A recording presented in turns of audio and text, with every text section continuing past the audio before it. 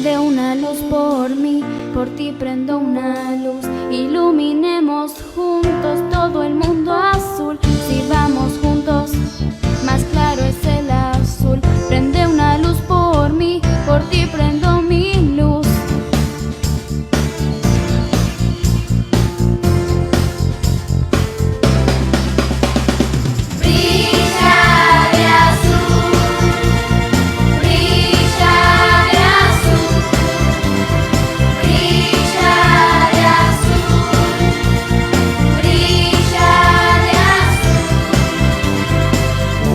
Brillante mar hasta el profundo azul, un cielo con estrellas como tú. Toma mi mano, mírame y hazlo tú.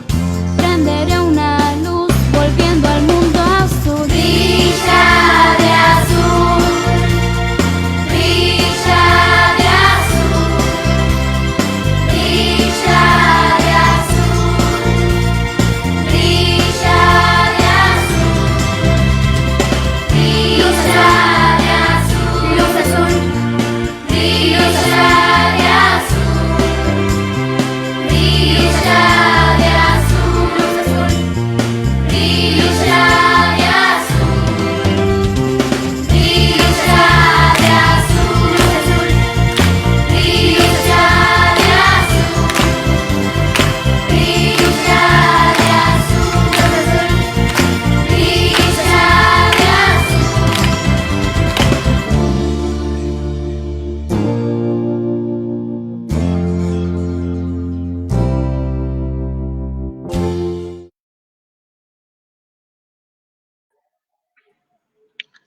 Bueno, buenos días.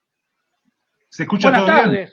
Buenas tardes. Buenas tardes. Jorge recién se está levantando, Jorge. No. Muchas gracias a todos los que están atentos a esta tercera charla, lunes, martes, miércoles a 2 días del 2 de abril, donde vamos a presentar a nuestro invitado de hoy, gran amigo, compañero, colaborador de camino también de Tejedores Padres Cava, el doctor Enrique Suárez. Buenas tardes. Un grande, Enrique. Muy bien. Buenas tardes a todos y a todas. Un gusto estar acá, una verdadera alegría para los que estamos en este camino que vos decís por la vocación y por la entrega y acompañando a las familias, ¿no es cierto? Así que en esta hermosa misión que hemos encontrado en la vida. Así que muy bien, muy contento de estar acá. Gracias, Enrique, por tu tiempo. Buenas tardes. Como dice Carlos Guille Peluca Fiore, Acá que estamos. nos está acompañando. Acá estamos. Vamos. Hoy las leyes las tenemos altamente dominadas con Enrique. Vamos a explicar, como siempre, la dinámica. Nosotros estamos en vivo, son las 18:04, no es grabado. Ustedes pueden dejar sus mensajes en los posteos. Nosotros, mientras Enrique va hablando con Carlos, lo estamos leyendo. Por ejemplo, miren, acá tengo a alguien que ya está llorando. ¿Quién es? Me hacen llorar en el arranque. Ya con el tema está llorando nuestra amiga Paula. Entonces, grande Paula. Pueden dejar los Un beso mensajes. para Paula. Nosotros lo estamos leyendo y en la medida en que haya preguntas podemos hacer este mismo método de volcarlos en la pantalla o vamos leyendo a ver si se juntan un par de preguntas similares, no tanto puntuales, sino más bien abiertas, y se las trasladamos a Enrique. ¿Ok? ¿Tenés para anotar, Guille? Tenemos todo. Virome, Empezamos, papel. entonces. Así que, bueno, nada. Empezamos. Enrique. Bueno, antes que nada, me pareció mínimamente para los que no me conocen, yo soy abogado, no ejerzo, pero hago una fuerte tarea hace varios años como docente y como investigador en la Facultad de Derecho UBA, promocionando todo lo que tenga que ver con la discapacidad. Algunos de ustedes quizá no lo sepan, pero la UBA creó en el 2007 un programa que se llama Discapacidad y Universidad, por el cual teóricamente en cada facultad de la UBA tiene que haber un área de acuerdo a la carrera que se curse o a las carreras que se cursen en esa facultad, donde un departamento, un sector de la facultad esté dedicado a atender todas las problemáticas que tienen que ver con la discapacidad en esa facultad. En las facultades que son de ciencias sociales, se trata también, ¿no es cierto?, de, a través de diversas materias que vamos haciendo fuerza para que, aunque sea como materias optativas, se vayan incorporando al programa de las carreras. Estamos tratando de crear conciencia sobre la discapacidad, además de cuestiones de accesibilidad, edilicias. Estamos trabajando en asesorar y acompañar tanto a profesores como a alumnos con discapacidad respecto de el cursado o cómo rendir un parcial o un examen final. En fin, son un montón de cuestiones. Sé que Filosofía y Letras, allí se está haciendo una labor muy fuerte, y nosotros en Derecho, al día de hoy hemos incorporado muchas materias optativas vinculadas a diversas materias de Derecho con el enganche o con el enlace a la discapacidad. Eso por un lado. Y después, bueno, trabajo en el tercer sector, como decía recién Jorge, y bueno, desde Teje de Padres Cava desarrollamos también una labor de concientización, acompañamiento de familias, y yo en particular, con el correr del tiempo, esta labor de voluntariado en el tercer sector me ha llevado a acompañar muchas familias en todo el país que se vinculan conmigo. Muchas ya a esta altura somos amigos, hemos creado un vínculo ya desde el corazón, y bueno, las vamos acompañando en el camino con las dificultades que van teniendo, ¿no?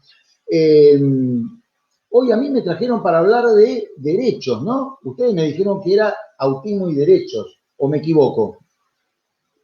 Sí, derechos y obligaciones, derechos sería, ¿no? ¿Y por qué estamos acá hablando de derechos? Me pregunto yo, ¿no? O sea, por un lado a mí me parece que es muy bueno, porque significa que las familias quieren saber cuáles son sus derechos. Esto es lo que nosotros llamamos el empoderamiento. Si yo conozco cuáles son mis derechos, yo me puedo defender mejor. Si conozco cuáles son mis derechos, los puedo exigir su cumplimiento, y puedo reclamar cuando veo que lo que me dan o no me dan no va de la mano con lo que las normas me reconocen a mí como un derecho. Ahí tenemos un problema. Y bueno, si yo estoy empoderado y conozco cuáles son mis derechos y, como decían recién los chicos, las obligaciones que tiene el otro, ¿no es cierto?, yo estoy mucho mejor parado frente a la situación que se me puede presentar. Por el otro lado, también intuyo que si estamos también acá hablando de derechos, porque también hay un costado, no quiero decir negativo, pero es que por ahí se me ocurre que este juego de lo ideal y lo real que hablaba Alexia el lunes, en ese enfrentamiento en el espejo entre lo ideal y lo real, muchas veces no coinciden. Entonces, ahí también hace que la gente, cuando ve que sus derechos no puede acceder al goce de los mismos, no puede usufructuarlos para la familia y para la persona integrante de la familia que con autismo, entonces ahí se genera un fuerte interés en hablar y escuchar hablar sobre derechos, ¿no? Así que yo creo que las dos opciones son válidas, ¿no? Me gustaría empezar hablando del derecho, porque los derechos son reconocidos en el marco del derecho. Parece un juego de palabras, pero no es así. El derecho es un ordenamiento de la sociedad. Nosotros vivimos en sociedad y pretendemos vivir civilizadamente, convivir armoniosamente. Necesitamos reglas. Esas reglas que regulen nuestras conductas, que nos marquen lo que es justo y lo que es injusto, lo que está bien y lo que está mal, en un determinado momento, con determinados valores para una sociedad. Eso es el derecho. El derecho es una herramienta que regula las conductas y pretende lograr un orden social justo. O sea, una convivencia de la sociedad teniendo en cuenta el valor justicia. ¿Y cómo logramos esto? Obedeciendo las normas y practicando la virtud de la justicia. Virtud es la conducta, valor es el ideal al que aspiramos. Entonces parezco Darío Zeta, pero no pretendo entrar en eso. Entonces, el derecho regula las conductas para lograr una convivencia armónica y civilizada. Estamos también, dicho sea de paso, en el marco de un Estado de Derecho. En un Estado de Derecho es fundamental la Constitución. La Constitución es la norma fundamental. Todas nuestras aspiraciones como nación están plasmadas allí. Los valores que queremos realizar en esa vida civilizada están allí.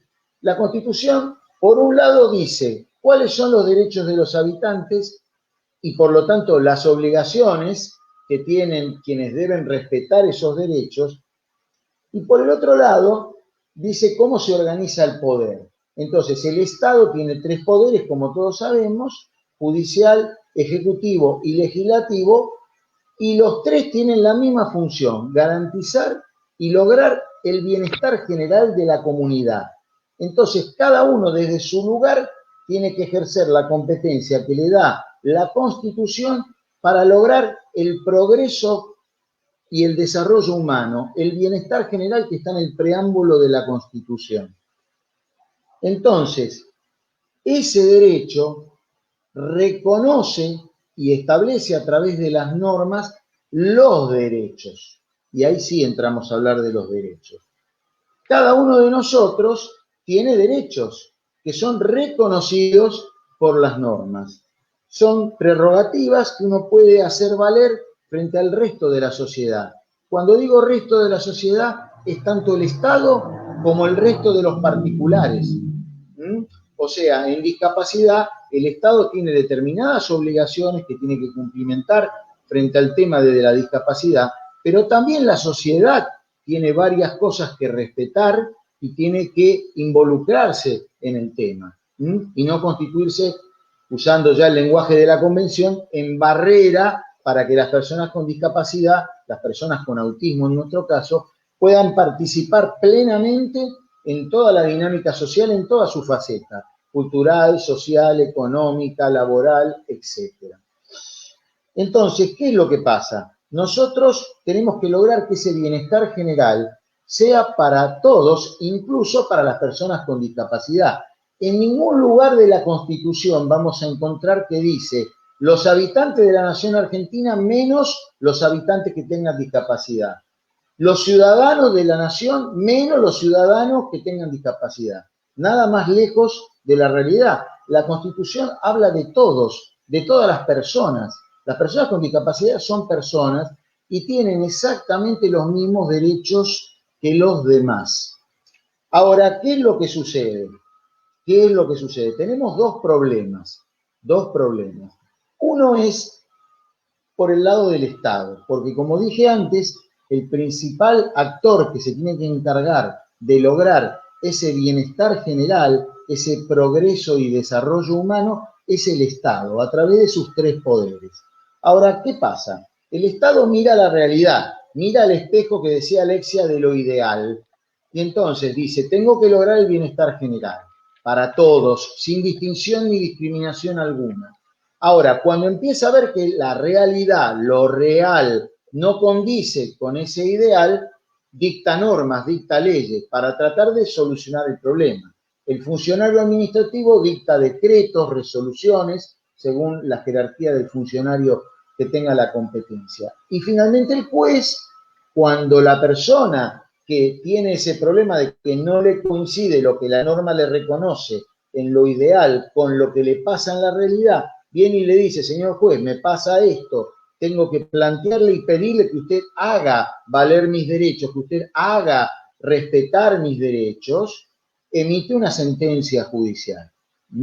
Entonces, cada uno desde su lugar trata de lograr ese bienestar general para todos y en nuestro caso para las personas con discapacidad y en particular para las personas con autismo. Ahora, ¿cuál es el problema? Que los argentinos tenemos en nuestro ADN el incumplir las normas. Tenemos normas muy bien escritas, hemos adherido a la convención, tenemos esquemas normativos hermosos, brillantes, pero que funcionan en la letra.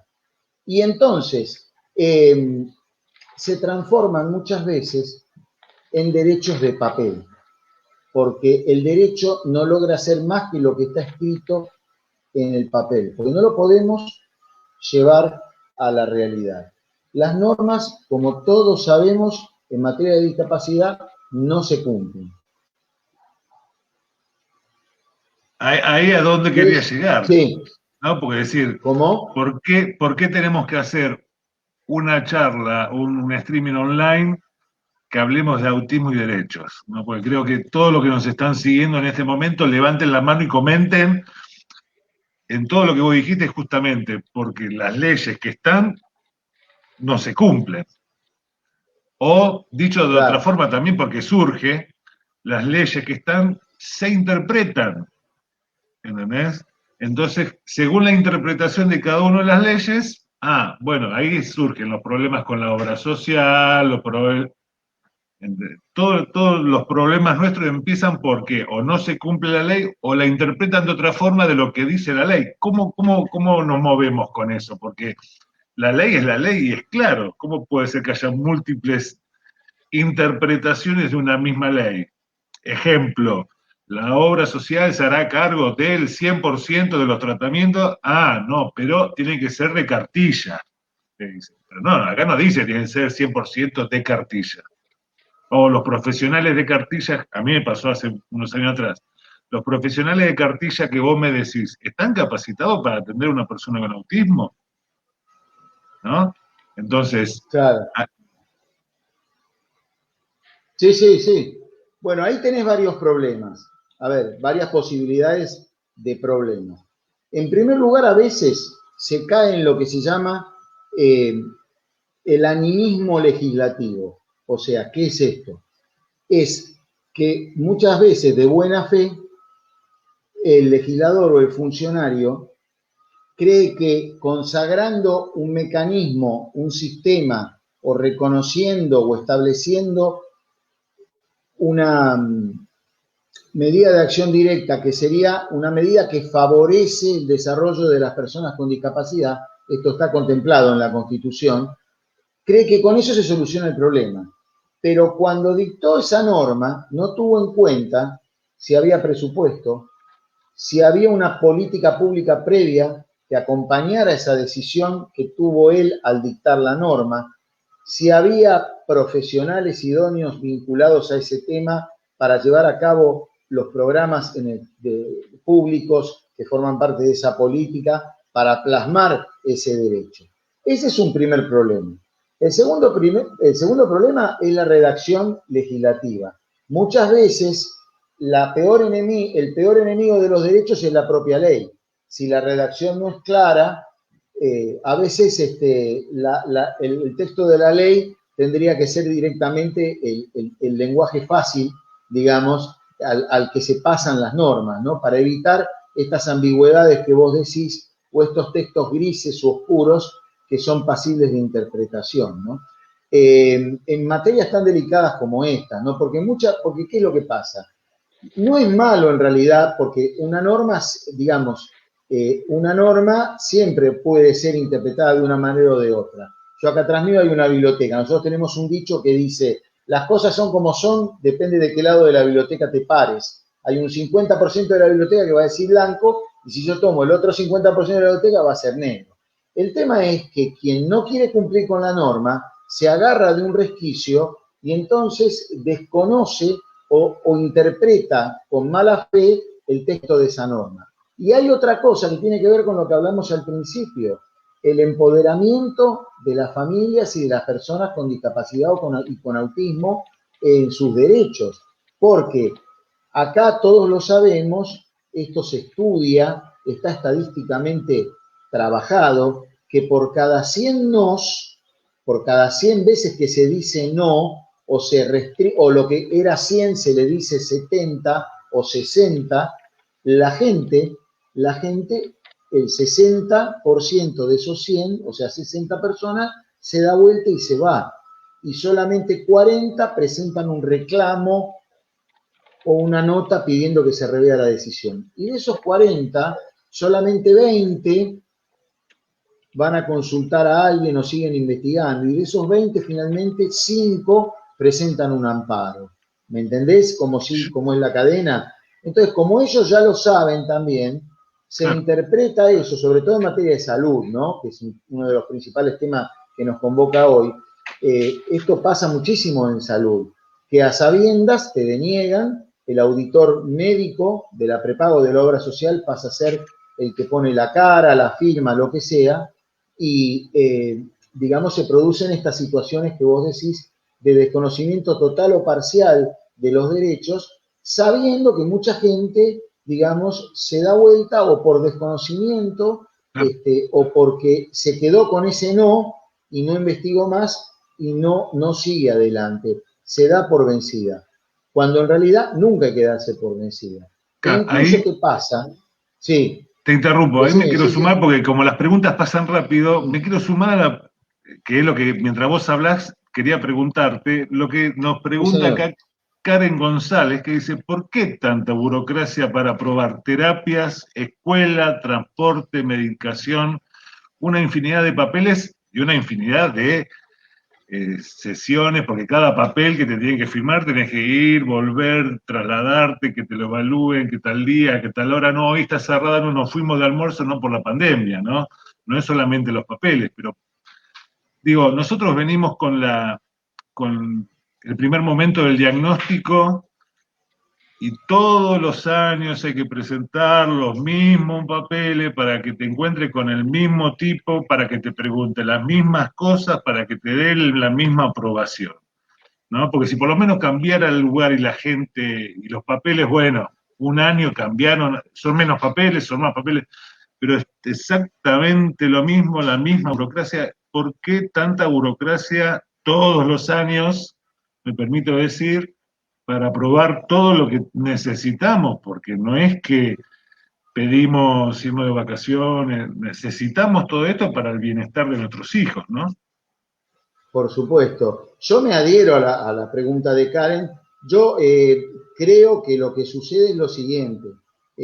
Por un lado, creo que es una herramienta del sistema para desalentarnos, porque si nosotros tomamos el contexto social de las familias, nosotros no estamos tomando sol en una reposera, digamos, claro, o en una hamaca paraguaya. Nosotros, huelga que lo diga, o sea, está de más decirlo, corremos de un lado para el otro, nos llaman de la escuela, vamos de terapia en terapia, nos cambian los horarios, aparte tenemos el trabajo, o sea, estamos sometidos a picos de estrés muy altos. Y cuando vos tenés que entrar a llenar papeles y más papeles que no dependen solo de vos, acá hay un detalle muy importante, muchos papeles son de competencia científica, por lo tanto, tienen que ser firmados por un profesional médico, por un profesional terapéutico, hay que calcular los kilómetros del transporte con el transportista, qué vamos a poner en la planilla, hay que ir a ver al médico para el índice FIN de autovalimiento para que me aprueben el transporte o no, porque si da que es válido no me dan el transporte, y si cómo acomodo esa escala para... Y todo eso es un peregrinar por consultorios, lugares, sentarse, armar.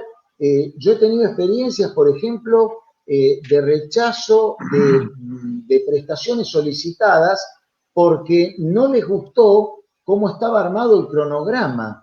Que un chico tuviera, por ejemplo, sesiones a la mañana, porque el cronograma es uno de esos papeles que vos mencionás y a los que se refiere Karen en su pregunta.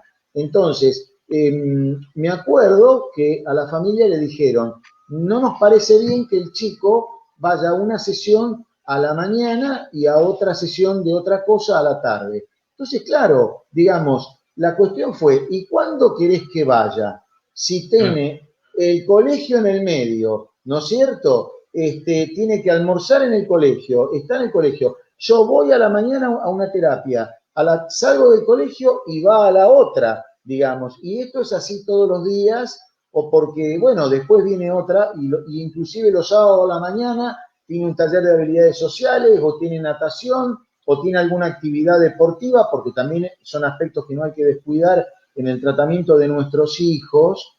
Entonces, vos cuando son las 3 de la mañana, y doy fe de esto, son las 3 de la mañana de un sábado, y estás haciendo las planillas, estás haciendo los cálculos de las horas, y la famosa carpeta que le decimos en la jerga, que es esa carpeta anual donde, digamos, tenés que volcar todo lo que planificaste con el equipo que te acompaña, ¿no es cierto? Es una cuestión de desalentarte, es una herramienta del sistema, y yo creo que también atrás hay una, en ciertos, no quiero generalizar, pero creo que en ciertos lugares hay una especie de prejuicio de que nosotros somos culpables hasta que demostremos que somos inocentes. No sé si se entiende lo que digo. No, absolutamente. Estamos pidiendo cosas que no corresponden, que estamos pidiendo de más, que es todo cuestionable. Chico... Es todo cuestionable, y uno llega fin de año y bueno, la mayoría de los comentarios que nos van dejando la gente por el Face es lo que vos decías, ¿no? Ese lidiar, esa negación, esos cuestionamientos, porque está mal llenada una planilla, o la misma grilla de horarios de la terapia, porque tiene 2 terapias seguidas, por qué tal cosa, por qué los kilómetros esto, los kilómetros lo otro. Y me detengo un segundo y por ahí sale la palabra un recurso de amparo, ¿no? Y nada, se lee, lo estoy leyendo bastante en los chats acá que va dejando la gente, dice, viste, un amparo, y yo no tengo recursos para hacer un amparo, viste, porque eso sería lo ideal, listo. Muchas veces te dicen los profesionales, o mismo uno dice, haz un amparo, que un amparo lo ganás, pero bueno, ¿qué puede decirnos, Enrique, de eso? Bueno, un poquito? Pues, discúlpame, yo me sumo a complementar, digo, es cierto, y también tratemos de imaginarlo, porque es cierto, Enrique y Guille, que nosotros acá desde Capital Federal decimos, bueno, me tomo el subte, me voy a tribunales, en 20 minutos llego, y se acabó, pero por ahí Carlos Peluca González, que está en La Quiaca, tiene que hacer 3, 4 horas para ir a una oficina que por ahí está cerrada, y dice, no, acá en esta ciudad no, tenés que irte a Tucumán. O sea, digo... No, y el tema son los recursos económicos, hasta para... Y también... Por más, claro, que no tengas esa posibilidad. Entonces, ¿a dónde recurro? ¿Qué hago? ¿Cómo poder...? Primero, entender mínimamente que es un amparo para los más nuevos, o lo que no estamos en el tema chiquito, y después, dónde se hace, cómo se hace, cuál es el objetivo del amparo, y también entender un poquito más, ¿no? No, está bien. Yo me iría un poquito para atrás, porque, a ver, el recurso de amparo es el último recurso. El último recurso entendido, cuando se agotó absolutamente todo, queda el amparo, ¿no es cierto?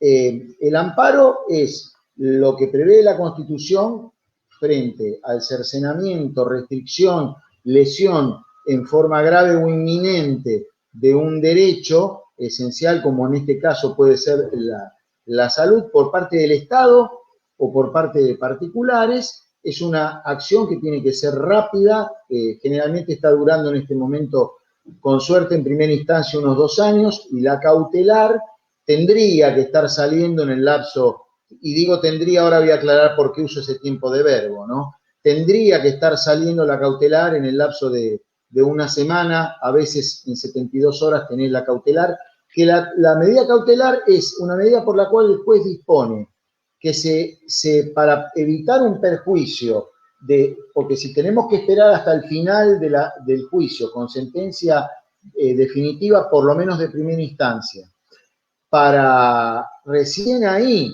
que el chico acceda, el menor acceda a las prestaciones que se están pidiendo, quizás el daño es irreversible. Pasaron 2 años que vos ya no los vas a recuperar.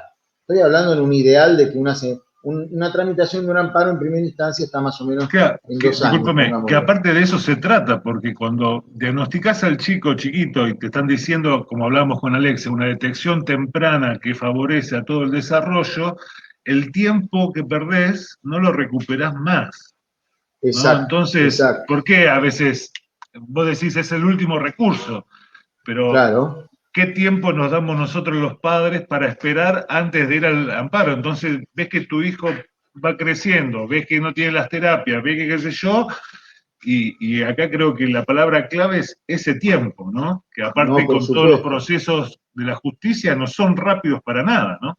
No, por eso es tan importante la medida cautelar, porque mediante la medida cautelar, por eso es importante una buena fundamentación de la demanda de amparo, acompañar de entrada toda la certificación, todos los informes médicos que yo pueda aportar a la causa, todo el equipo tiene que trabajar conmigo para presentar de la manera más clara, más completa y más científica posible lo que yo estoy pidiendo para mi hija, para mi hijo, con autismo, qué prestaciones, por qué las pido, cuál es la fundamentación médica, quiénes serían los terapeutas que llevarían a cabo la parte terapéutica, los tratamientos médicos, quiénes los tendrían que realizar y por qué. Entonces el juez, cuando ve una fundamentación liminar, superficial, de que hay digamos, una exposición de un derecho que está siendo vulnerado, nosotros le decimos el buen humo del derecho, o sea,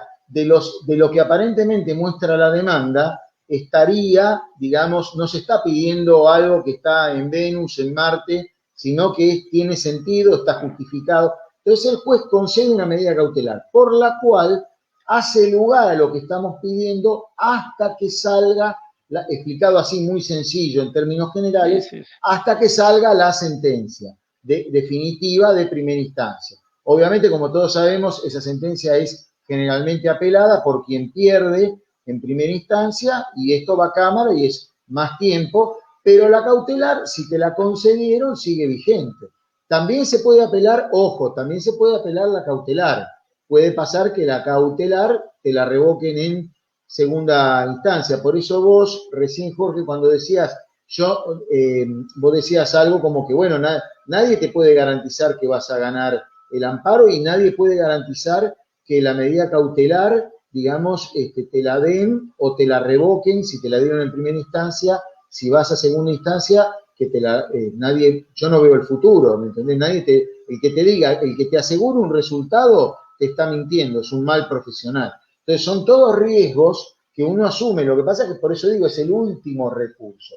Ahora, yo la verdad, y en esto me quería detener un poquito, digamos, yo voy a la obra social, lleno todos los papeles, lo que denominamos la carpeta, con los instructivos, toda la parte médica, los cronogramas, los presupuestos, todos los papeles que la mayoría de los padres y las familias que nos están escuchando seguramente lo conocen y mejor que yo. Entonces, ¿qué pasa ahí? Hay un silencio, puede haber o un silencio o puede haber un correo que nos diga que nos han concedido mucho menos de lo que pedimos, y en muy pocos casos va a haber una denegatoria por escrito, porque como la denegatoria por escrito puede ser usada luego en la tutela judicial, ¿no? Entonces nadie te quiere dar una explicación firmada, sellada mediante una nota, ¿no? Entonces, cuando yo veo que pasa el tiempo, no me contestan, no me llega ningún mail, bueno, en tiempos de prepandemia uno va presencialmente a la obra social y le dicen está en trámite, no tenemos ninguna novedad, bueno, o aparece una nota o un correo donde dice, bueno, se le han reconocido 2 horas de esto, 2 horas de esto, 2 horas, pero yo pedí 6 horas, no 2. Entonces, ahí, digamos, esto lo digo yo de mi experiencia personal, lo que yo diría es, yo suelo aconsejar que se hagan notas de reconsideración solicitando una entrevista con la auditoría médica de la prepaga o de la obra social, o con el equipo interdisciplinario, ¿no? Porque toda obra social o prepaga tiene que tener un equipo interdisciplinario que trabaja con la auditoría médica para corroborar la seriedad de lo que uno está pidiendo y la relación que hay entre el PUD y lo que vos has solicitado y los informes médicos que acompañaste dentro de los instructivos que ellos te piden. Entonces, si a esa reunión yo puedo ir acompañado por algún miembro del equipo, si me dan esa reunión, muchas veces se han logrado avances y logros, porque a veces hablando, porque una cosa es la fría comunicación de un papel, pero detrás de los papeles están las personas. Esto es algo que olvidamos muy fácilmente. Entonces, muchas veces, ¿no es cierto?, la comunicación, la presencia de otro profesional, la explicación seria, ¿no es cierto?, el diálogo entre profesionales, el auditor médico es un profesional también, los miembros del equipo interdisciplinario también lo son, más lo que uno desde su lugar de familiar puede aportar. Entonces he visto algunos logros. Otro tip que yo suelo aconsejar en el caso de las obras sociales sindicales es el siguiente.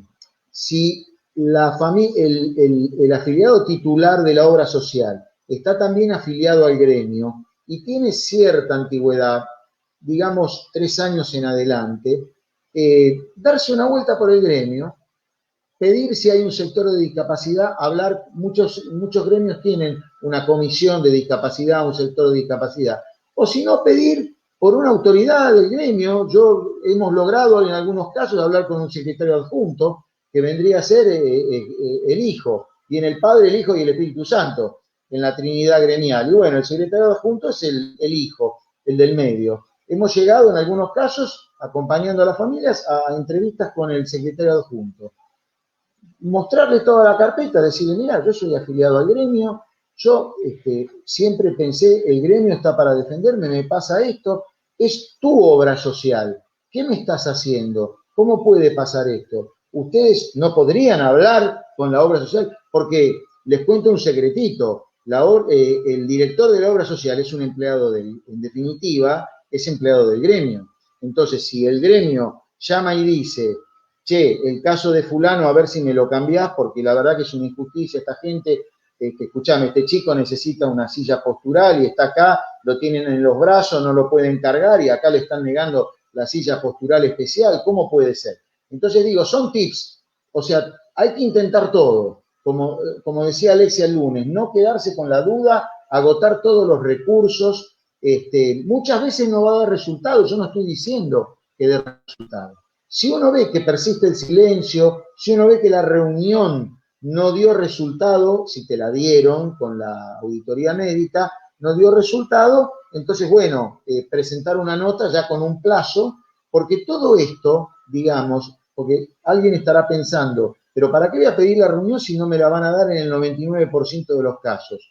Bueno, pero si vas al amparo, vos vas a adjuntar toda esa documentación en el amparo. El juez va a ver que vos no solo presentaste la carpeta, que pediste una reconsideración, que pediste una reunión con el equipo interdisciplinario y la auditoría médica.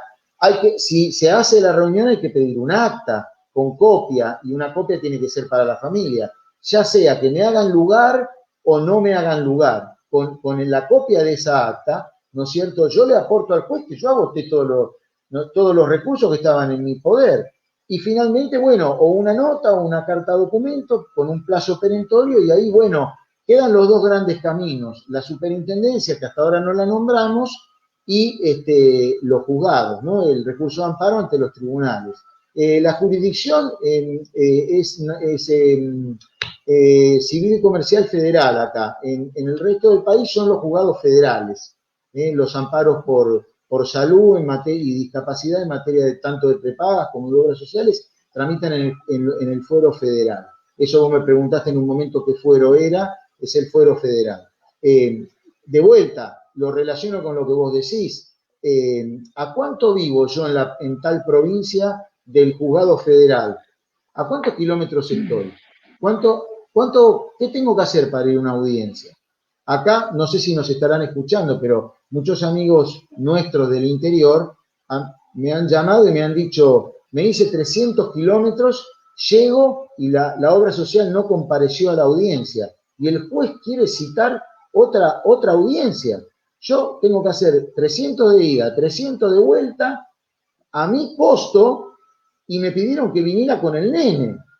O sea que el nene se bancó todo este periplo atravesando la provincia, porque el juzgado federal está acá, en la capital de la provincia, ¿no es cierto? Y me están fijando otra audiencia, ¿qué hago? Le digo, mirá, decile a tu abogado que entre con una 45 al despacho del juez y le diga, no, córtela, no cite a más audiencia, porque vivimos a 450 kilómetros de acá. No podemos venir a las audiencias porque usted, y era la tercera audiencia que llamaba. Se explica lo que... O sea, esto, yendo a lo que vos acá, decís, de que en el interior no es como acá tampoco, es cierto. Sí, recuerden que en juzgados federales no hay en todas las ciudades. Muchas veces son 300 kilómetros, 500 kilómetros. Acá te están siguiendo, te escuchan. Y debe ser la gente amiga a la que estoy aludiendo, a lo mejor. Que no quiero nombrar, amigos, grandes amigos, les mando un beso si son los que pienso que son, pero bueno. Claro, mirá, lógico. Tenés de todo, mira, le hacemos un alto, Jorge. ¿Qué hora es, Jorge? Son las 18:42, estamos en vivo todavía un ratito más. Estamos leyendo las preguntas. Yo tengo unas cositas para ir ordenando también. Primero vamos a mandar unos saludos. ¿Tenés saludos? Pero y agradecimiento primero a TGD Padres Cava por prestárnoslo a Enrique. Así que hubo una reunión de comisión directiva ahí que estaba definido y todos querían que sí, así que bueno, nada, agradecer a TGD Padres Cava. No tenés... Hasta Felito de General Belgrano, a TGD Padres Rafael, a TGD Padres Tigre, General Rodríguez, TGD Padres San Martín, un beso a Cintia. Desde Claypole, desde el interior del país, desde Jujuy, Catamarca, Rosario, Bariloche, Bahía Blanca, Neuquén, Santa Cruz, Santiago del Estero, Uruguay, Comodoro Rivadavia de Chubut. Así que agradecerles a todos por estar enganchados, escuchándolo a Enrique, que ya quiere decir algo. Mira, se quedó pensando. No, es que pensando en los lugares de donde nos están escribiendo, hay un tema que nos estamos olvidando porque nosotros no estamos acostumbrados en el chip que tenemos acá a el chip federal, ¿no? Pensemos un minuto en el problema de las obras sociales provinciales. Las economías de las provincias hacen que el mayor empleador de la provincia sea el propio Estado provincial. Por lo tanto, tenés a un porcentaje de la población casi mayoritario que es afiliado a esa obra social provincial, que es obligatoria esa afiliación por ser empleado de alguno de los poderes del Estado de la provincia. Esas obras sociales no se rigen por la Ley de Obras Sociales, la 23660, y se dictan su propio estatuto, que muchas veces no coincide, ¿no es cierto?, con la visión de valores que tienen las normas que se han dictado con carácter nacional. Entonces, te pongo un ejemplo. En el estatuto se prevén, por ejemplo, numerosos copagos que no debieran existir y que se le imponen a la persona. O se decide, por ejemplo, que si bien vos vas a la norma nacional y tenés una cobertura del 100%, ¿no es cierto?, ellos deciden, porque el estatuto así lo ha establecido en su momento, que la cobertura sea del 70%, no del 100%, por ejemplo. Hay jurisprudencia en las provincias, porque siempre algún juez decide de otra manera, que por ejemplo, recuerdo un caso de autismo, donde se le denegó el recurso de amparo y se le dijo que tenía que hacer una acción contenciosa administrativa, o sea, un juicio contra el Estado, que dura muchísimo tiempo y es una acción, digamos, que la vas a perder seguro, porque en las provincias, como el Estado es el que mueve todo, digamos, nadie va a fallar en contra del Estado en las provincias. O es muy difícil, digamos, de vuelta, sin generalizar, pero para fallar contra el Estado, digamos, porque la obra social es un organismo autárquico del Estado, la obra social provincial. Entonces, toda esa gente, en cualquier provincia de la que hablemos, tiene ese problema. Ojo, no pueden, salvo que estén afiliados por su situación económica a una prepaga, ahí sí, entonces le están pidiendo a la prepaga, digamos, la prestación y ahí se regirán por el régimen general. Ojo que ese es un problema que hay en el interior muy grande, ¿no es cierto? Porque encima ahí vos vas a la justicia esperando una tutela que te encontrás que no te la dan también. Porque, bueno, en determinados lugares, digamos, esta interpretación de las normas que vos hablabas antes, Jorge, y se da a veces no de la manera que nosotros esperamos, ¿no? Ojo, yo eso también reconozco de compartir con muchas familias del interior, es un problema que se da y mucho, ¿no? Ya que estaban mencionando todos los lugares que nos están escuchando, ¿no? hay que ser consciente de eso también, ¿no? Y lo que decían antes es cierto, los juzgados federales están generalmente en la capital de las provincias y ahora en los últimos años, por ahí en algunas provincias se ha abierto, por ejemplo estoy pensando en Entre Ríos, ahora hay 2 juzgados federales en el interior de Entre Ríos. Uno creo que es, si no me equivoco, en Gualeguaychú y el otro en Concepción del Uruguay. Pero el juzgado federal siempre estuvo en Paraná. Entonces, si vos vivías en la otra punta de Entre Ríos, tenías que ir a Paraná a presentar el amparo. ¿Se entiende? Tenemos gente de Entonces, Villaguay, de allá de Entre Ríos, que nos está escuchando. Mandamos un cariño grande. Mira, por eso. Así Enrique, que, no. te sigo, es un tema, ¿no? te sigo, La superintendencia, Jorge, es un tema que yo le digo siempre a las familias, es un recurso que es anterior al amparo, sigue siendo tutela en sede administrativa, o sea, ¿no es cierto? Lo que pasa es que, como está organizada la superintendencia, obviamente todos lo sabemos, hay una resolución del año 98 que organiza el procedimiento de reclamo. El procedimiento tiene plazos muy, muy acotados, muy perentorios, pero la dinámica del organismo que está sobrepasado de reclamo, de demandas de todo tipo, de cuestiones muy diversas, porque la superintendencia es el organismo que controla, sanciona y tiene que atender los reclamos de los usuarios. Son muchas tareas y a veces no cuenta con la infraestructura por ahí que debiera tener para cumplir todas sus tareas, ¿no es cierto? Yo siempre digo, la superintendencia tiene una tarea que pasa desapercibida y que tendríamos que aprovechar mejor, que es el asesoramiento. Yo no tengo por qué ir a presentar un reclamo directamente. Por las normas que hacen que constituyen la superintendencia, una misión que tiene la superintendencia respecto de los afiliados de obras sociales y prepagas es el asesoramiento. Entonces yo tengo el derecho de asesorarme por la superintendencia, exponerle mi caso y ver y que ellos me den una respuesta en tiempo rápido, aconsejándome, o sea, en dónde encuadra lo que me está pasando, cómo puedo solucionarlo, si ellos cuánto demoraría un reclamo allí, o que me informen qué posibilidades tengo ante un amparo, qué éxito puedo tener, o si vale la pena hacerlo o no. Porque la superintendencia te ve un universo muy diverso de situaciones, desde cuestiones de afiliación a opciones de cambio de obra social, a denegatoria de prestaciones de salud en general. De paso, no nos olvidemos que las personas con discapacidad también tienen todo el derecho, como las demás personas, a atenderse en los aspectos generales de la salud, ¿no es cierto? Porque nosotros estamos muy focalizados en lo que es el tratamiento, pero también, ojo, que a veces las personas con discapacidad o con autismo sufren discriminación cuando van a pedir un turno para un clínico, para un laboratorio, para un dentista. O sea, no descuidemos ese aspecto tampoco, no quería dejarlo pasar. Pero bueno, volviendo a lo nuestro, digamos, el asesoramiento es importante. Y yo tengo puesta una ficha a determinadas experiencias piloto que se estarían haciendo en la superintendencia de mediación. O sea, cuando vos vas con el reclamo, abrir una instancia de mediación para ver si se puede solucionar algún tipo de mediación en el ámbito de la superintendencia entre el prestador y el afiliado, ¿no? El año pasado se creó la figura del representante institucional, por el cual toda obra social y toda prepaga tiene que designar ante la superintendencia, a los efectos de un mejor trámite de los reclamos de los afiliados, un representante institucional.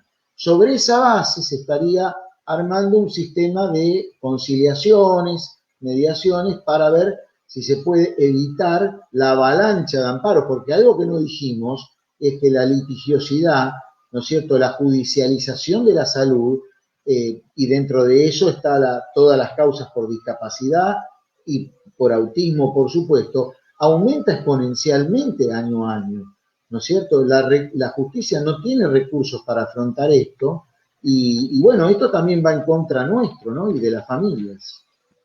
Enrique, Pequeño detalle. Vos estabas hablando, y bueno, hay un punto que, bueno, la obra social, que la obra social, pero conociendo un poco la realidad de nuestro país, no todos tienen obra social, no todos tienen certificado de discapacidad y no muchos sabemos que no tienen trabajo, ¿sí? O sea, está la combinación amplia, ¿no? De mucha gente desocupada, hay mucha gente que por X motivo no saca el CUD, ¿no? El Certificado Único de Discapacidad, que lo hemos hablado con Alexia el lunes, ¿no? No todos, porque le diagnostican a su hijo con autismo, no todos sacan el certificado de discapacidad, y por uno, y por vaya a saber por otras cosas, no todos tienen obra social, ¿sí? En esos tres aspectos, juntos, combinados o separados, digo, ¿qué derechos tiene una persona sin obra social para el tratamiento? ¿Involucra o no el CUT? Una persona desocupada, que obviamente no va a tener obra social, ¿qué derechos tiene ante algún diagnóstico? O sea, ¿cómo armar, a qué lugares ir y hasta dónde lo ampara, ¿no? Los derechos, la ley, ¿no?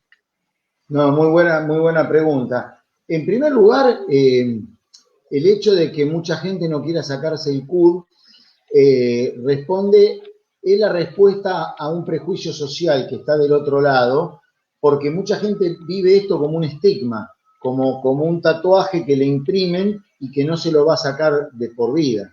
En realidad, el CUD es optativo, o sea, es facultad de la persona sacarlo, pero además, en modo alguno, es esa clase de estigma, digamos. O sea, una vez, si, digamos, vos llega un momento que no lo querés renovar, punto, no debería quedar asentado. El problema que a veces se dice que en el mundo en el que vivimos, donde la información y los datos y su tratamiento y procesamiento están teniendo una importancia fundamental, el código de barras, que indudablemente tiene una función importantísima porque permite validar en el acto si el CUD es legítimo o no, digamos, porque el lápiz óptico o el lector óptico pasado por el código de barras te remite al registro de personas con CUD que está en la ANDIS y eso permite verificar en el momento si el CUD que se presenta es legítimo. Pero por otro lado, eso va conformando en el tiempo una base de datos. Y yo no sé lo que hacen con mis datos, ¿no es cierto? Entonces, el día de mañana, esto se habla en muchos temas que tienen que ver también con la salud. En la medida que todo esto se procese, yo el día de mañana me presento a buscar un trabajo y me dicen, no, pero acá tenemos en la base de datos que usted en el año tal se operó de tal cosa o que usted tenía tal cosa, si bien se curó, pero usted tuvo esto en algún momento, ¿no? ¿Se entiende lo que quiero decir? O sea, está siempre también a la desconfianza del prejuicio de la sociedad con la discapacidad, se suma esta desconfianza del tratamiento de los datos, ¿no? Eso en primer lugar. Esa persona no pierde sus derechos. Recordemos que, digo los números porque son las leyes básicas. La ley 22.431, ¿no es cierto? Y la 24.901, que todos conocemos, esas dos leyes, cada una en su momento histórico estableció, la que está vigente, las dos están vigentes, pero digo, el sistema de atención de salud vigente es el de la 24.901, la atención integral para personas con discapacidad. Entonces, las dos establecen que el Estado debe hacerse cargo de las prestaciones básicas que necesita la persona cuando ella no tuviera obra social ni prepaga. Y acá el rol del Estado asume una importancia enorme, digamos. Acá en Cava, digamos, digo Cava, pero esto vale para todos los amigos que nos están escuchando, para cualquier provincia. O sea, el Estado tiene la obligación de articular un sistema, digamos, que permita la pesquisa o detección, el diagnóstico y el tratamiento en el sistema público de salud. Alexia hablaba el lunes del programa Protectea, que tiene una enorme importancia aquí en Cava, y que esboza la idea que uno piensa desde el sanitarismo de cómo encarar este tratamiento de la discapacidad en el sistema público.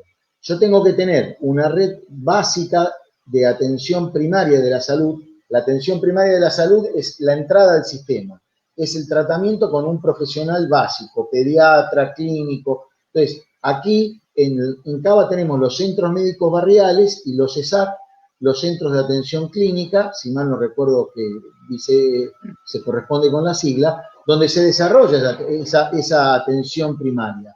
Allí, por ejemplo, hay pediatras que tendrían que estar atentos, ¿no es cierto?, a esta intuición de la que hablaba Alexia el lunes, las primeras señales, poder estar capacitados y formados, y allí hacer la derivación al segundo nivel de atención, al nivel de atención secundario, que son los hospitales, ¿no es cierto?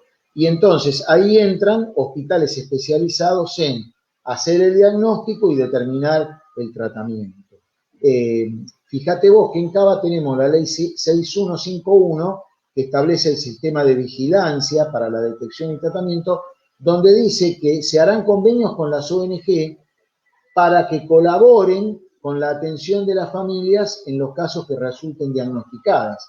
Que también, algo de esto también se trabaja desde Protectea, o sea, esto hace a nuestro rol desde el tercer sector, o sea, acompañar a esas familias que han recibido el diagnóstico en ese momento y poderle hacer una labor de acompañamiento, empoderamiento de derechos, que puedan compartir momentos tan delicados como ese con otros que ya lo han vivido, bueno, lo que todos conocemos que son las dinámicas y los roles de las ONGs. Pero lo que queremos enfatizar ahora, que una persona, si no está en el sistema laboral, si carece de medios, ¿no es cierto?, no pierde por ello ningún derecho ningún aspecto del derecho a la salud en general y de la atención por prestaciones de discapacidad, las básicas, digamos, en particular. Y esto vale para el sistema de salud de La Rioja, como para el sistema de salud de Misiones, como para el de Tierra del Fuego, como para el de Cava. Yo explico el de Cava porque es donde vivo y lo conozco mejor,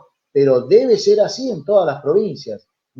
Con una mirada federal, esto debe ser así en todas las provincias. Ningún habitante, ¿no? Es importantísimo esto. Debería. Volvemos a la ecuación ideal real que planteaba Alexia el lunes. Entonces, esto debiera ser así.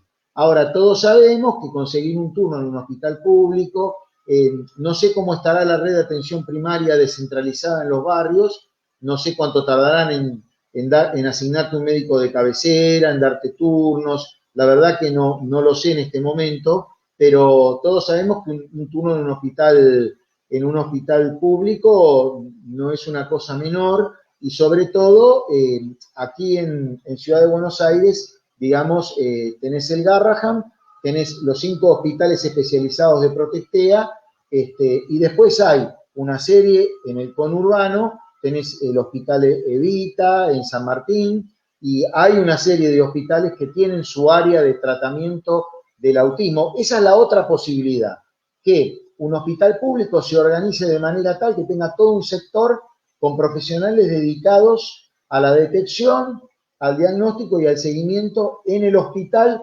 todo en un área, ¿no es cierto?, y que se dedique exclusivamente a eso, al tratamiento del autismo. Sería otra forma, es centralizada. La que yo venía explicando es descentralizada.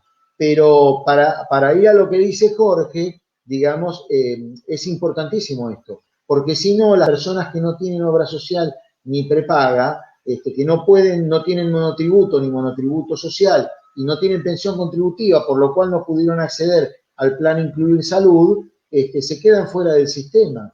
Y entonces ahí no tendríamos esa justicia de la que yo hablaba al principio, ¿no es cierto? Y no habría equidad, ¿no es cierto? O sea, porque la idea es que haya salud más y mejor salud para todos. Esa es la idea, ¿no? Así que es muy importante eso que vos decías, Jorge. Enrique, quisiera hacer una pregunta que, para que la estoy viendo acá, ¿dónde está? A ver si vos sabés, me causó curiosidad, pero bueno, ahí dice Silvia Copani que estamos poniendo tu pregunta, ¿sí? Porque ustedes no saben, ustedes entran uno debajo del otro, taca, taca, taca, taca, taca, taca, los comentarios, entonces ténganos paciencia, Silvina.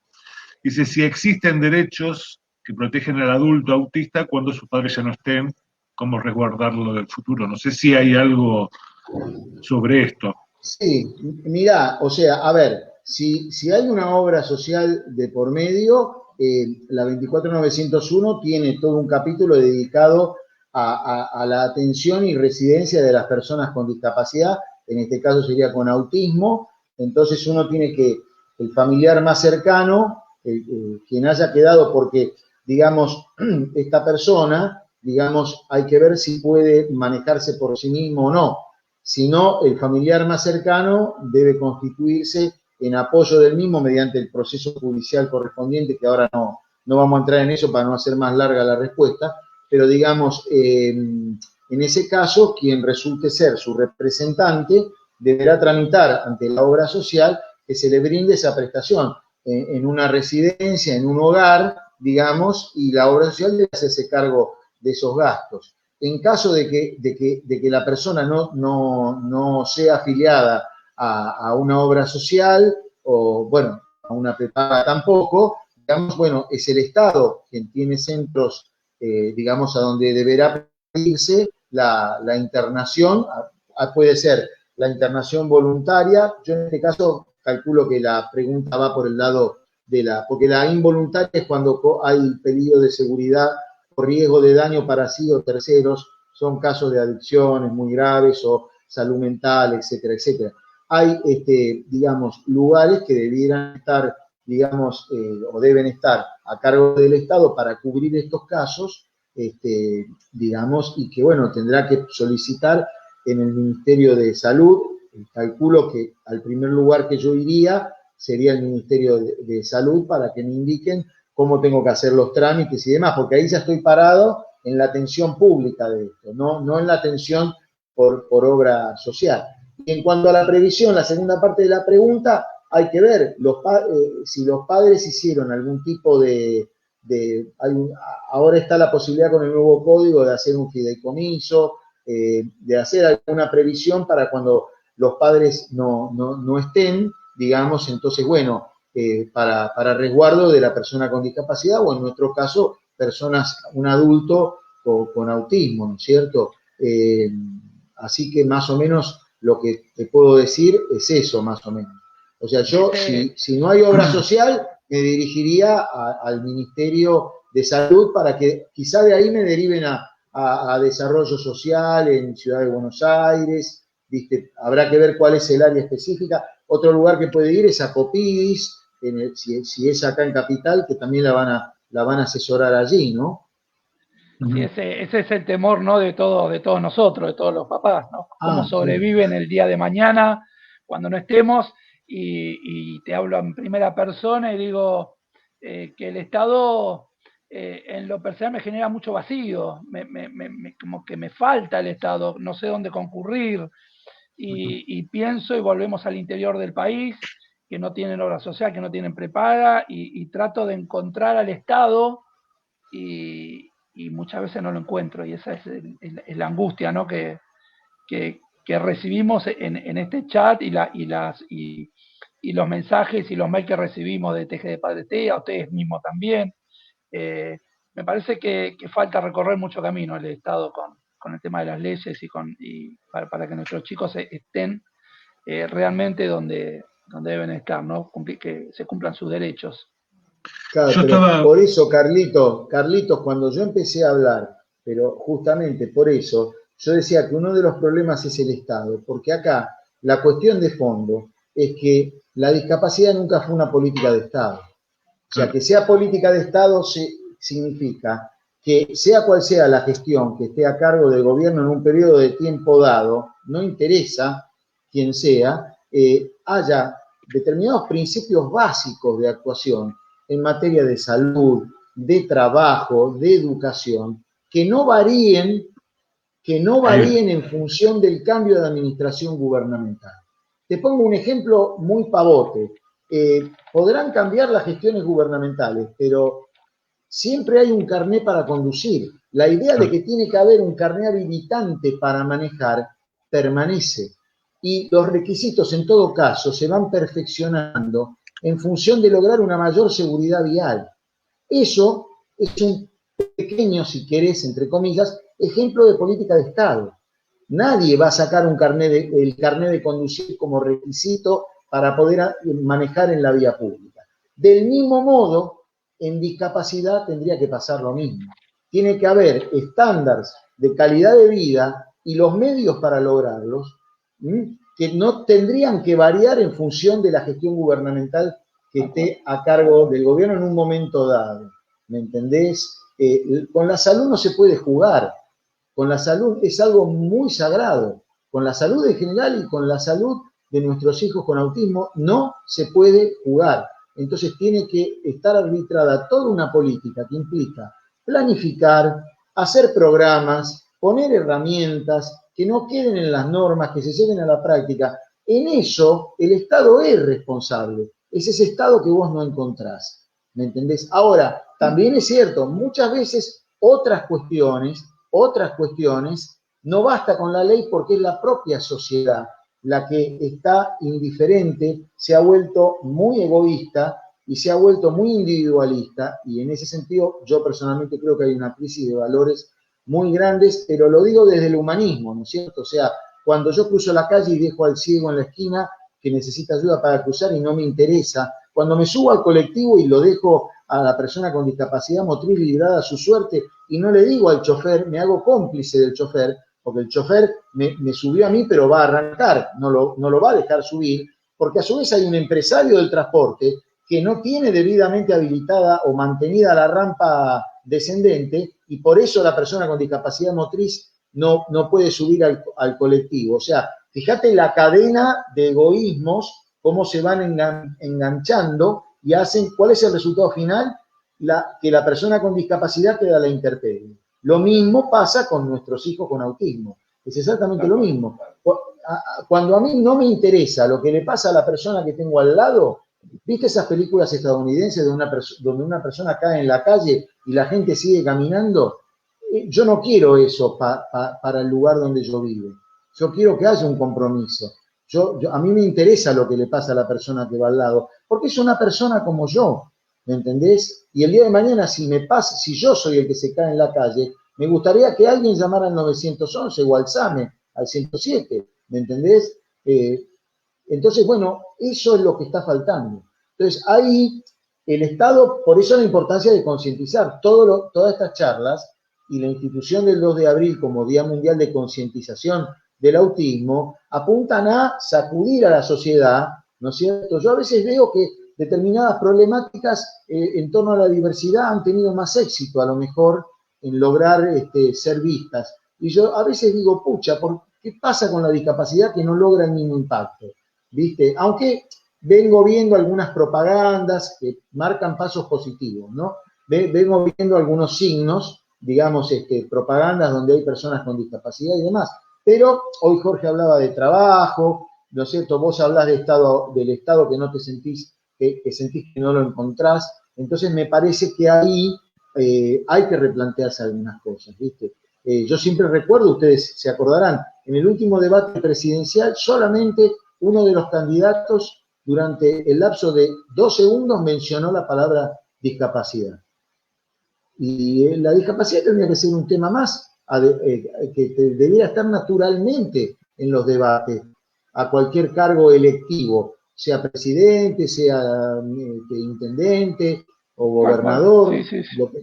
¿Se entiende la idea? Sí. Enrique, una preguntita, tomando este punto final, ¿hay algún, lo pienso porque se me ocurrió algo parecido, le pregunté ayer a Jimena, si hay algún país a mirar en tema de política de discapacidad que diga, mirá, tal país están con esta ley o están con estas políticas públicas?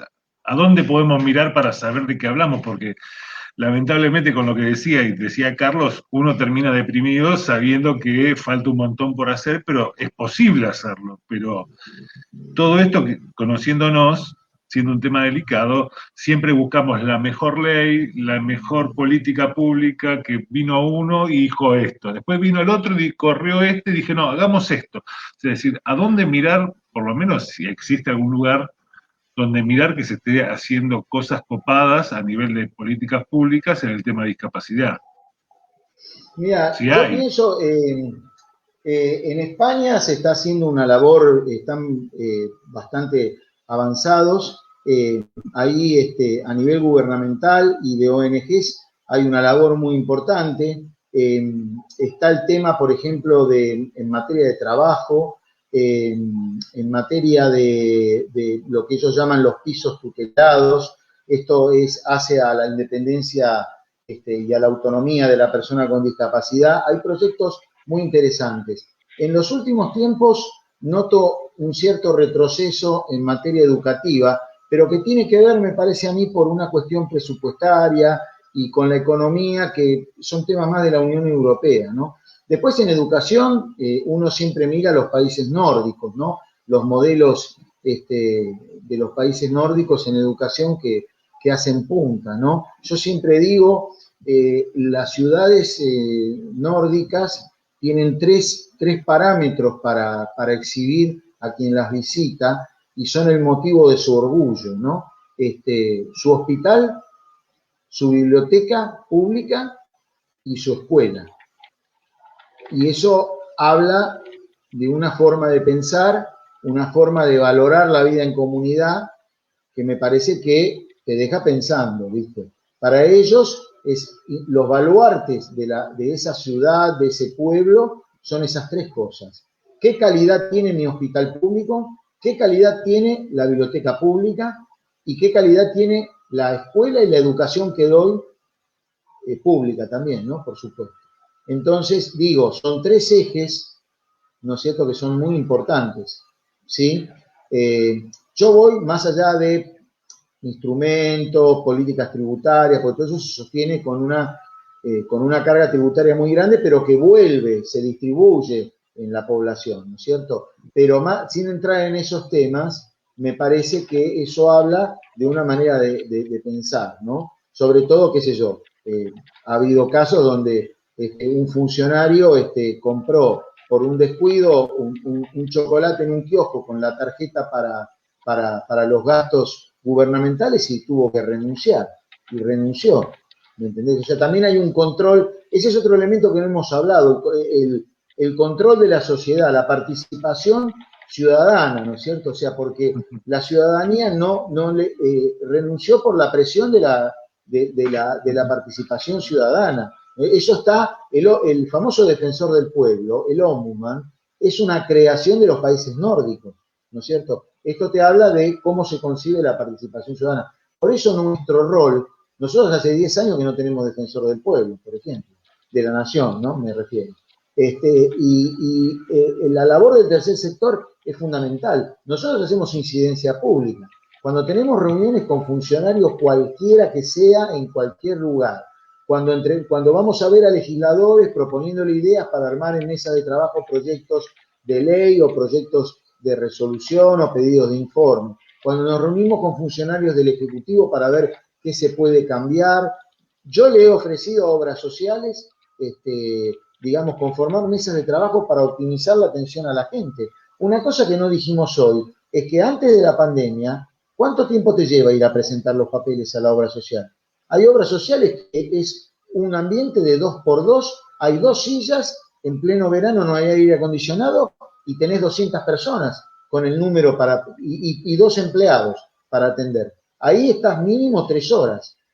Hay muchos lugares que la parte de discapacidad la pensaron así, porque no le dan importancia.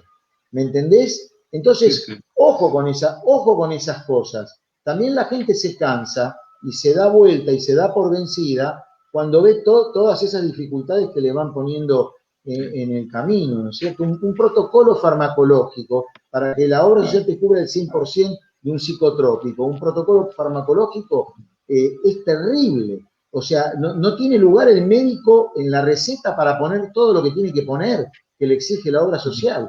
Entonces, llega un momento que uno dice, ¿y qué hago con esto? ¿Viste? Ojo, son temas para pensar, ¿no es cierto? Entonces, no sé, me parece que yo te diría de lo que yo conozco humildemente, yo creo que esas experiencias habría que verlas y aprender para ver qué se puede volcar acá. Y sobre todo, viste, con la concientización, fomentar la participación ciudadana. porque el gran valor que tenemos nosotros es la incidencia en políticas públicas. Es lo que hacemos todo el tiempo en realidad, o tratamos de hacerlo todo el tiempo. Vos hoy hablabas de trabajo.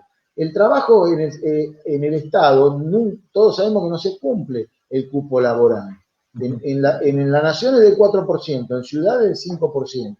Aproximadamente el 0,8%, no llega al 1% la gente con discapacidad que está contratada en el sector público. Ahora recientemente salió un fallo la semana pasada que se obliga al Poder Judicial de la Provincia de Buenos Aires a que cumpla con el cupo laboral, pero hubo que hacer un amparo para eso, una acción judicial. ¿Y por qué? Si volvemos al principio, ¿para qué están las normas? Si estaba la norma, el Estado es el primero que la tiene que cumplir. Claro.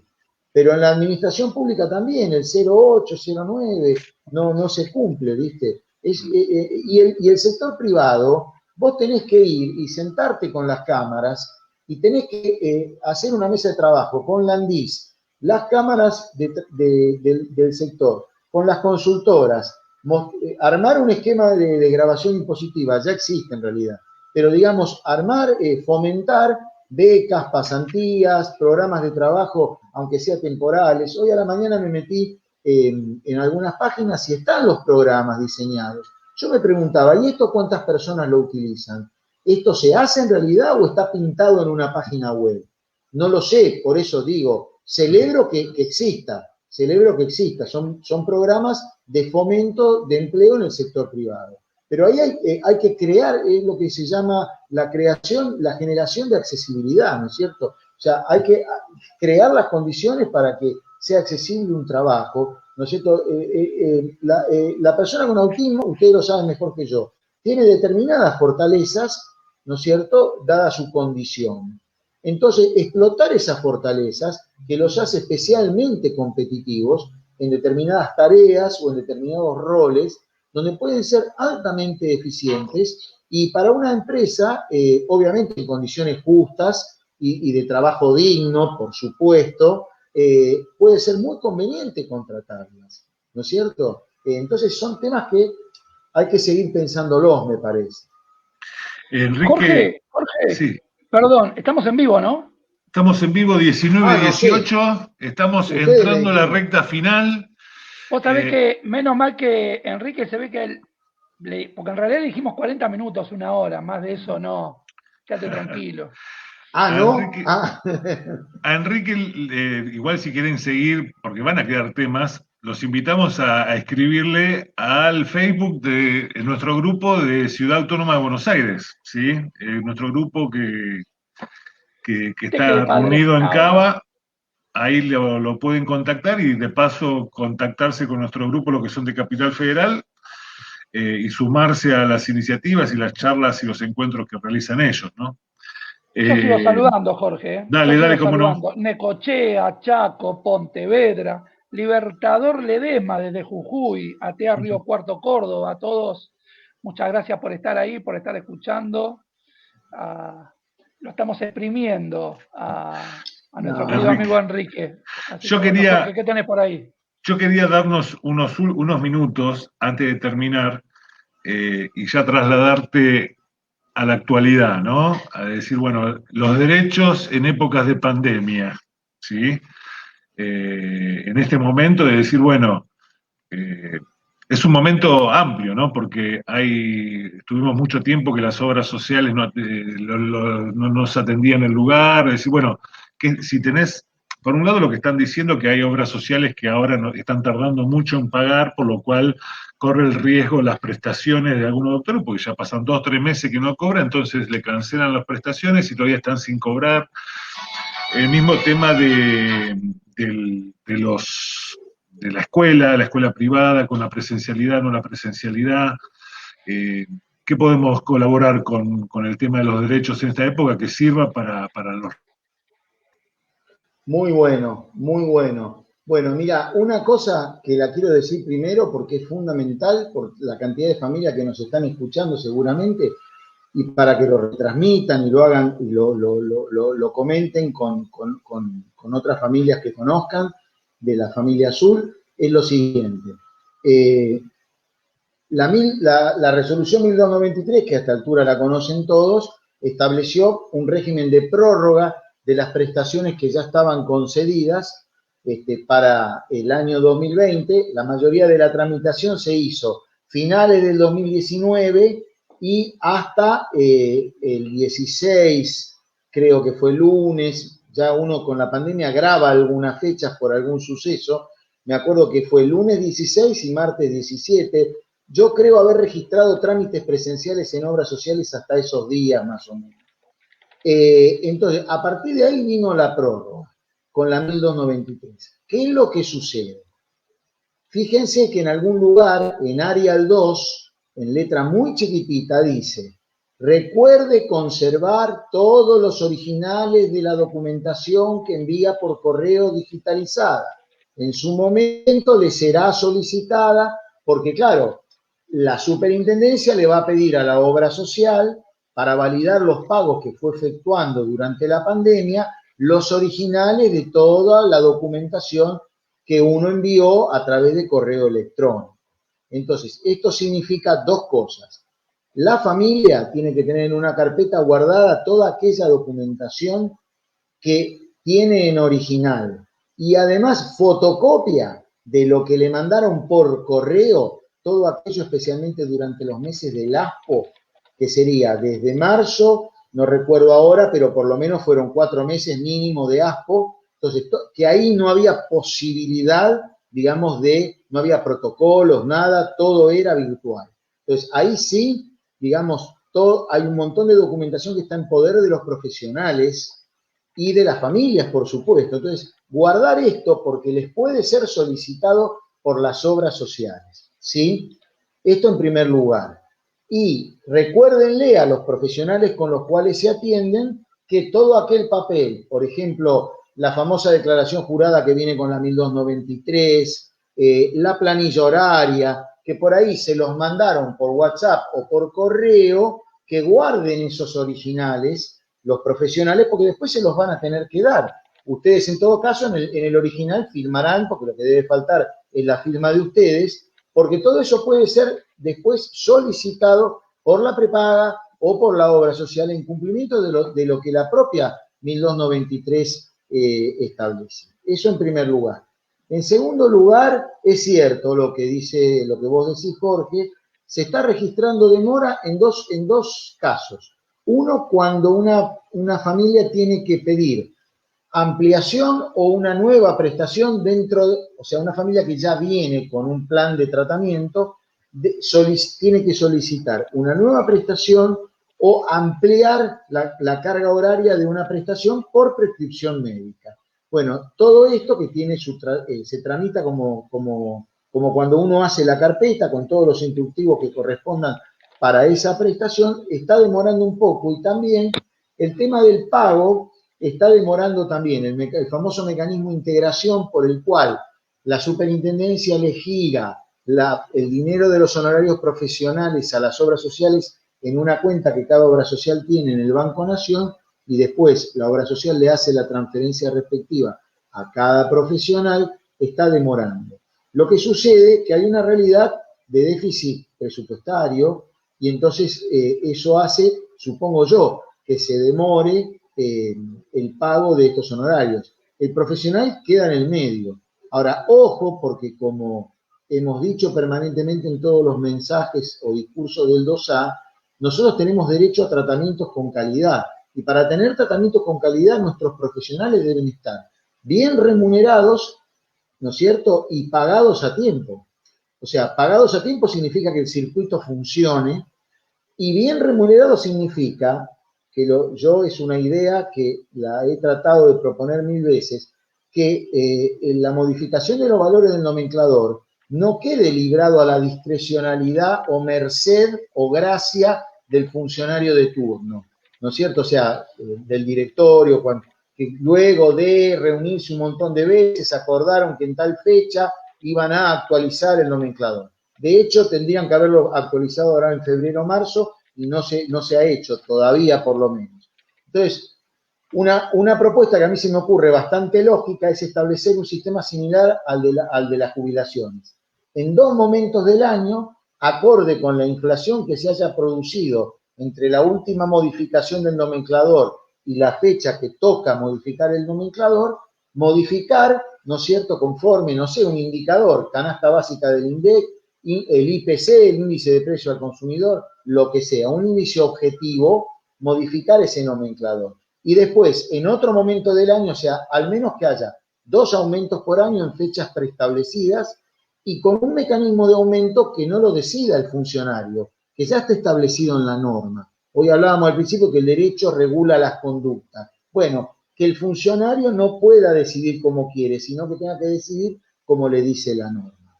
Entonces, acá hay un peligro, como vos muy bien señalás, que es que yo veo muchos centros, muchos profesionales que están empezando a rechazar prestaciones, se hace difícil conseguir buenos profesionales o profesionales que quieran trabajar, se está viendo que esto es un mal negocio, o sea, mal negocio, un mal trabajo, ¿no es cierto? Esto atenta contra la salud de nuestros hijos, ¿no?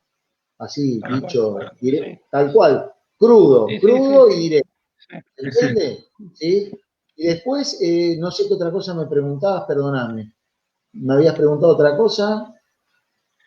Mientras él No, piensa, yo sigo mandando saludos. Mira, la gente de Miramar, Bellavista, a Corrientes no lo teníamos, por ahí andaban. Los correntinos, Grande. Mendoza, desde Ránela. Así que, Mirá, para todo el país, Enrique. claro. ¿A dónde lo ¿Vos encontramos, sabés Enrique, Jorge? ¿Cómo? cómo? ¿A dónde lo encontramos, Enrique? Perdón, tenés Ah, sí. Zócalo, a Te ver. está diciendo que pases el Producción, Zócalo. producción. Ahí Ahí está. está. Sí, Ahí sí, a está. todos los amigos los invitamos también a compartir las experiencias del grupo de CABA, llamado CABA, Ciudad Autónoma de Buenos Aires. Y bueno, ahí está Enrique, digamos. Enrique aparece con nosotros como compañero de camino dentro del grupo de CABA, ¿sí? No es que estamos ofreciendo su estudio jurídico, ¿no? Estamos compartiendo. No, yo no ejerzo aparte. Por Está eso. Enrique, Fernanda Ocupa, Dillon, Claudia Figueroa, por nombrar algunas, está porque la hay más, hinchada, porque hay ¿viste? más. Sí, Aparte te están saludan todas a vos, ¿viste? A nosotros. están todas escuchándola atentamente y Claro, Enrique, gracias, Enrique. Enrique. Che, Claro. Enrique, te Che, queremos agradecer. Sí, No, ¿puedo pasar un último aviso? ¿Puedo pasar un totalmente. último aviso? Todos. Comentario, no aviso, comentario. Ustedes vieron que el CUT está prorrogado hasta el 2022, ¿sí? Ujú. Y que las prestaciones, como dije recién, se han prorrogado por la 1293 hasta que finalice el disco. A mí me gusta una gestión gubernamental que no vaya atrás de los hechos, sino que se adelante.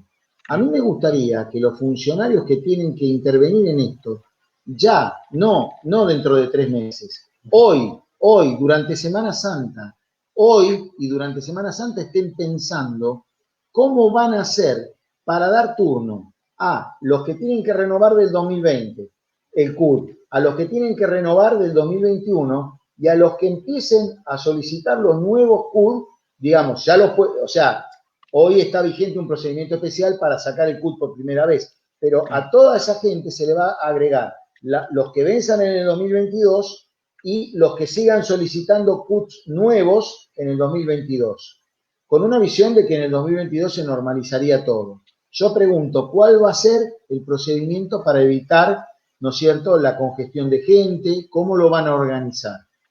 Pregunto, en las obras sociales y prepagas, ¿cómo van a hacer con la gente que vaya a llevar todos los papeles del ASPO y del DISPO o que tienen que justificarlo? Porque eso seguro te van a poner un día o una parte del mes en especial para adjuntar esa documentación.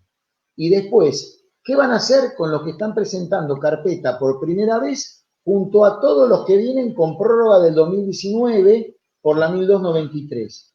4 cuadras de cola va a ser. ¿Quién está pensando cómo organizar eso? Yo quiero gestiones que se adelanten a los hechos, no que vayan atrás. ¿Se entiende lo que digo? Eso no quería dejar de decirlo también. Sí. Es otro aspecto a tener en cuenta. Porque si no, vamos a hacer entre los tres una carpita, ¿sí? Vamos a llevar unos mates y vamos a tener que hacer como los recitales. 3 días antes vamos a tener que hacer la cola. ¿Se entiende? Sí. Clarito. Totalmente. Entonces, volvemos al tema donde lo pueden contactar. La charla esta va a quedar, ahora una vez que termine, en Facebook, y en media hora, una hora ya estará subido a nuestro canal de YouTube. Les pedimos a todos que, aparte de nombrar, a robar gente en este canal, se animen, vean abajo, dice compartir, compártanla en los muros de ustedes para que se difundan mucho más, ¿no? Creo que este tipo de charlas no se da todos los días, y vale la pena aprovecharla y difundirla. Antes que se vayan, le queremos recordar lo que se viene mañana, ¿sí? Porque terminamos mañana con el ciclo de charlas. Ahí va. Antes que nada, nuestra página de internet, tgd-delmediopadres.com.ar, van a ver lo que están viendo acá. Se ve, ¿no? Se ve, Sí, se sí. ve, se ve. Ahí está el Ah, ya lo video. conozco. Bueno, Sí. Ahí se lo acá conozco tenemos también. la charla de hoy, Ya. ¿sí? Acuérdense que ya tenemos la charla de educación inclusiva de ayer y antes de ayer con Alexia Ratazzi, la importancia de la intervención temprana, que ya está en el Facebook y está en el YouTube. Mañana, nuestro amigo también Matías Cadaveira va a hablar junto a nosotros, o nosotros escucharemos y preguntaremos de vida adulta. ¿Sí? ¿Cuántas preguntas, Eso, que a lo largo de estos 3 días han surgido, en los chats ha sido preocupación. Por eso no se lo pierdan, va a estar colgado el link de la transmisión también para que fijen un recordatorio y ya puedan estar, porque yo por mi parte también tengo preguntas, porque estoy empezando a atravesar ese momento con mi hijo, ¿no? Y mañana mismo, después de Matías Cadaveira, a las 22 horas tenemos la Vigilia Azul. Vamos a esperar juntos el comienzo del 2 de abril, que es nuestro evento virtual, el que tuvimos el año pasado y el que hacemos en la plaza, con canciones, con el show del chiste, y los amigos de siempre, que si vos estuviste siempre con nosotros en la Plaza del Congreso y nos seguiste el año pasado, ya sabés quiénes son. Y si no sabes quiénes son, te conviene estar, ¿sí? Y vamos a recibir juntos. Recuerden que ya lanzamos la bicicleteada para el 2 de abril con nuestros amigos de Empujando Límites, que está Juan todo en la página. A la cabeza, y Santi. en su tándem. Y nuestra propuesta oficial como gesto, acto central el 2 de abril, la Caravana Azul desde Plaza de Mayo, que partimos a las 16:30 y terminaremos tipo 18:30 también en Plaza de Mayo. Y el sábado 3 finalizamos esta semana, no finalizamos el mes, con la Caminata Azul en Parque Centenario.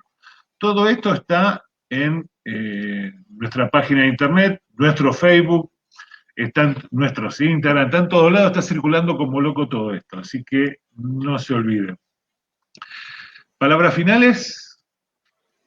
Agradecimiento, Enrique. Creo que ha sido muy productiva para todos los que te escuchamos, como papá, como parte de TGD Padre del Grupo Promotor. Orgulloso de haberte tenido hoy. Te dijimos por 1 hora, por 40 minutos. ¿Y cuánto vamos, Jorge? Una hora y media. 1 hora y media. Así que, nada, me gustaría por ahí que cierres con un mensaje alentador después de todo lo que hablamos. Si lo encontramos. Sí. Un mensaje para las familias, por supuesto. ¿Sí? Les quiero leer una frase que tenía para un momento como este. Nunca te rindas, nunca, en nada, grande o pequeño, largo o corto. Nunca cedas ante tus convicciones y el sentido común. Nunca te rindas ante la fuerza, nunca sucumbas ante el poder aparentemente abrumador del enemigo. Esto lo decía Winston Churchill en época de la Segunda Guerra Mundial. Yo lo traslado, lo actualizo al día de hoy a las familias. No se rindan nunca, nunca acepten un no por respuesta. Acudan a todos los canales que tienen a su disposición. Hay un montón de ONGs, estamos nosotros. Para mí fue un placer acompañarlos hoy. Siempre hay grupos donde compartir, informarse. En redes sociales uno encuentra muchísima gente que transitó lo que uno está pasando. Yo tardé 4 años en encontrar una vacante en escuela primaria y recorrí, mis hermanos de nodo se deben estar riendo, ¿no? Porque se acordarán. Recorrí 70 colegios. 69 veces me dijeron no, pero una vez me dijeron sí.